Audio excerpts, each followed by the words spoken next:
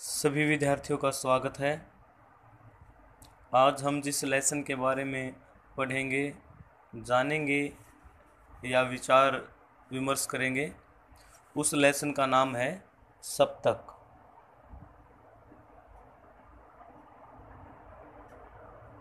सप्तक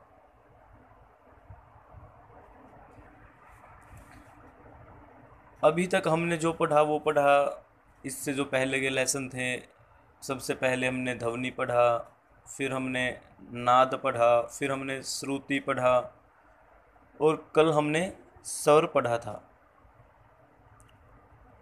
तो स्वर जो हमने कल स्वर का जो लेसन पढ़ा था उसमें मैंने आपको बताया था कि संगीत उपयोगी वह ध्वनि जिस पर गाना बजाना हो सकता है,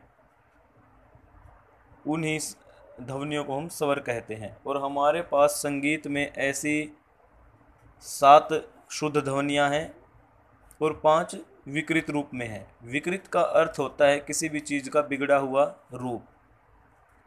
तो कुल मिलाकर हमारे पास कितने स्वर थे?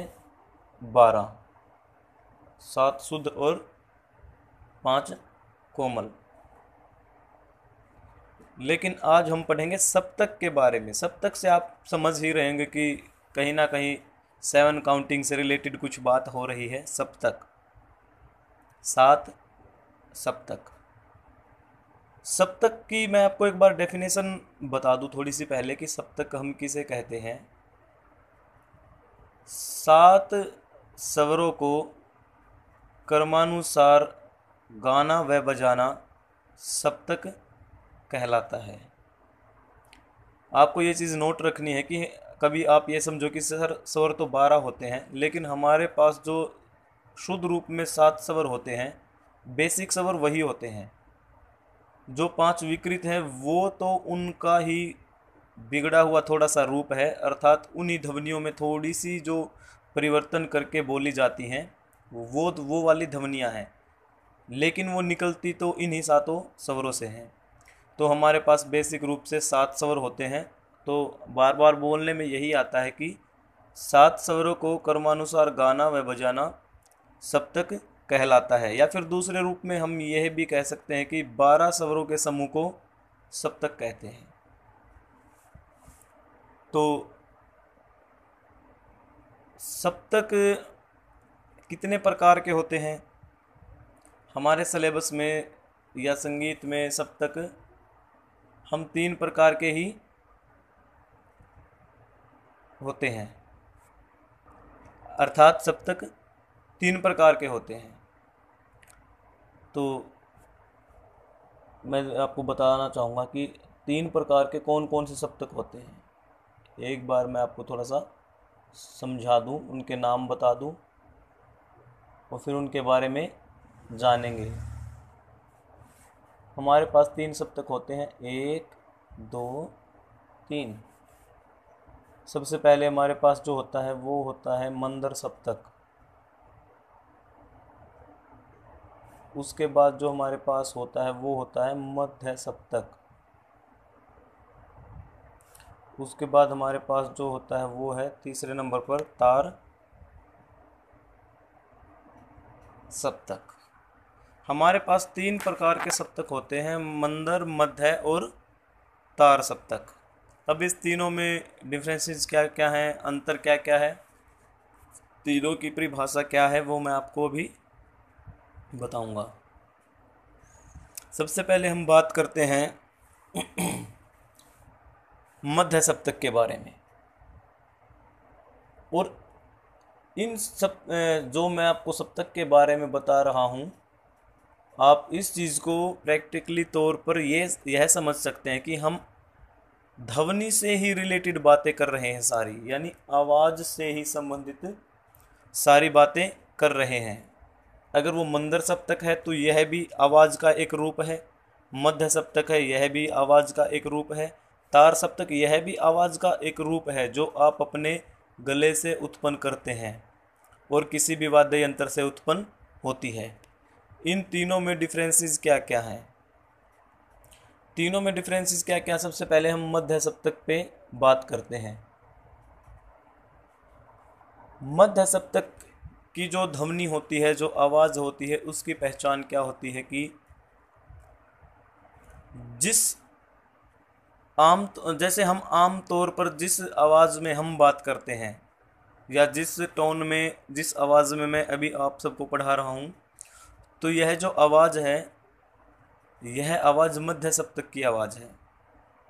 अर्थात जनरली या आमतौर पर जिस भाषा में हम बात करते हैं, आवाज़ का जैसी वो आवाज़ निकलती है, जिस हिसाब से उसकी मोटाई है या जो उसमें शार्पनेस है, जिसमें हम रेगुलर बात करते हैं, वो मध्य सप्तक की आवाज़ कहलाती है। अब इन तीनों में अंतर क्या होता है? मंदर सप्तक की आवाज़, मंदर सप्तक की आवाज़ मध्य सप्तक की आवाज़ से 2 गुना नीची होती है। नीची का अर्थ मैंने कल भी आपको बताया था। नीची का अर्थ होता है मोटा होना आवाज़ का। जैसे मैं बोलूँ, मान लिया कि यहाँ पर मैं मध्य सप्तक से बात करता हूँ, तो मैं बोलूँ कि सा, अगर यह मध्य सप्तक की आवाज़ है तो मंदर सप्तक की आवाज़ क्या होगी? तो मंदर सप्तक की आवाज़ जस्ट इससे बिल्कुल 2 गुना नीची होगी। अगर मैं बोलूँ सा, तो मंदर सप्तक की आवाज़ तक जाने के लिए मुझे क्या करना होगा? सा, सा नी धा पा मा ग रे सा। ऐसी जो मोटी आवाज़ हम नीचे की तरफ जाएंगे, सा, सा। अब देखिए, पहले मंदर सप्तक की आवाज़ सा, सा, फिर मध्य की सा, सा, सा। अब जो ऊपर की आवाज़ है तार सप्तक, तार सप्तक की आवाज़ 2 गुना ऊंची होती है मध्य सप्तक से, और मंदर सप्तक की आवाज़ 2 गुना नीची होती है।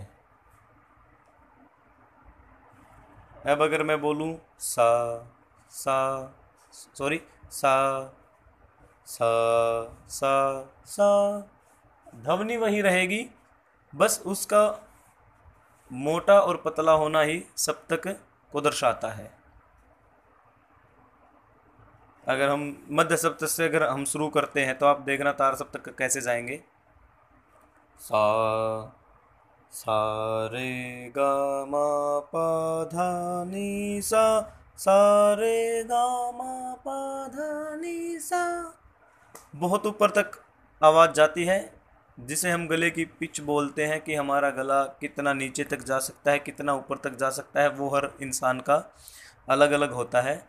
लेकिन जस्ट मैं आपको समझाने के लिए बस एक चीज़ बता रहा हूँ कि अगर हम मध्य सप्तक में जो आवाज़ उत्पन्न करते हैं, मंदर सप्तक की आवाज़ उससे 2 गुना नीची होगी, और तार सप्तक की आवाज़ उससे 2 गुना ऊंची होगी। ऊंचाई का मतलब होता है तार आवाज़ के पतलेपन से, मोटे से पतले की तरफ जाएगी, और मंदर का अर्थ होता है मध्यम से मोटे की तरफ आएगी। तो यह तो था प्रैक्टिकल तौर पे आपको समझाना, एक बताना कि आवाज़ सप्तक और आवाज़ का क्या रिलेशन है और सप्तक किसे कहते हैं। अब बात करते हैं सप्तक संगीत से रिलेटेड। जैसे कि सप्तक 7 सुरों के समूह को सप्तक कहते हैं। तो मध्य सप्तक है, इसमें भी 7 स्वर होंगे। आप ध्यान से देखना, मैं आपको एक सप्तक का एक चार्ट बना के समझाता हूँ। यहाँ पे देखिए, ये यहाँ से ये हो गया, यह मध्य सप्तक है। तो हमारे पास यहाँ भी, यहाँ से शुरू करते हैं, सा रे गा मा पा धा नी, सा रे गा मा पा धा नी, और सा रे गा मा पा धा और नी। यह है मध्य सप्तक। मध्य,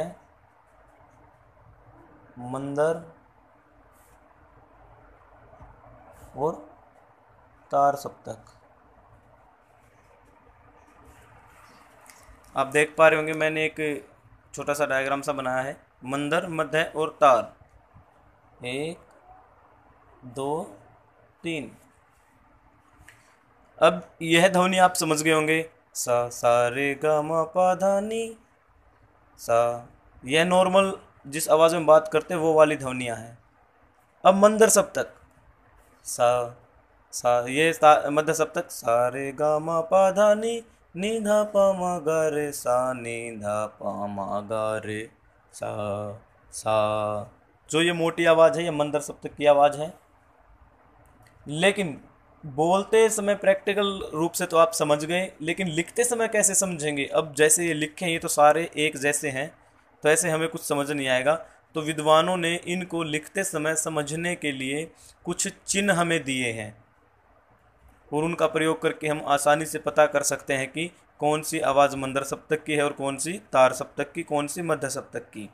जब मंदर सप्तक की आवाज़ उत्पन्न करते हैं या लिखते समय, उसके नीचे हम डॉट का प्रयोग करते हैं। ऐसे हर स्वर के नीचे एक डॉट लगा दी जाती है, तो इससे पता लगता है कि यह जो आवाज़ है वो मंदर सप्तक की है।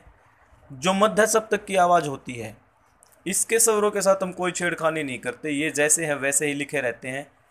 लेकिन जो तार सप्तक की जो आवाज़ है, इसको जब हम लिखेंगे तो इसके ऊपर डॉट का प्रयोग करेंगे हम।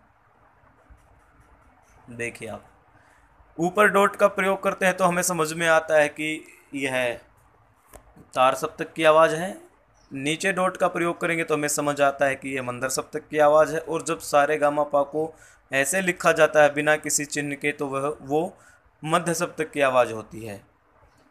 तो आशा है कि आप सब लोगों को सप्तक समझ में आ गए होंगे अच्छे से। धन्यवाद।